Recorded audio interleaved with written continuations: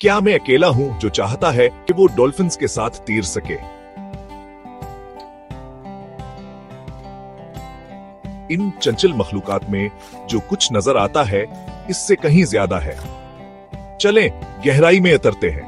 Dolphins सिर्फ प्यारी नहीं होते, वो समंदर की ज़हीन तरीन मखलूक हैं। वो एक दूसरे से बात करने के लिए क्लेक्स और सीटियों की जबान इस्तेमाल करती है और यहां तक कि एक दूसरे को नाम से पुकारती हैं। कुछ डॉल्फिन्स खुद को आईने में पहचान सकती हैं, जो जानवरों की दुनिया में बहुत नायाब है। और ये सुने, डॉल्फिन्स एक दूसरे की मदद करती हैं जब कोई जख्मी हो या खतरे में हो, जो हकीकी टीम वर्क दिखाता है।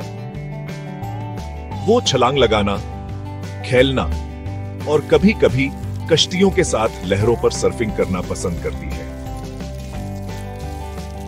साइंसदान कहते हैं कि डॉल्फिन्स की अपनी सकाफतें होती हैं जो नस्ल दर नस्ल चालें और शिकार की महारतें मुंतकिल करती हैं। अगली बार जब आप किसी डॉल्फिन को देखें, याद रखें आप समंदर के हकीकी अजायबात में से एक को देख रहे हैं। मजीद दिलचस्प हकायक जानना चाहते हैं? मजीद हैरत अंगेज जानवरों की कहानियों के लिए लाइक और फॉलो करें।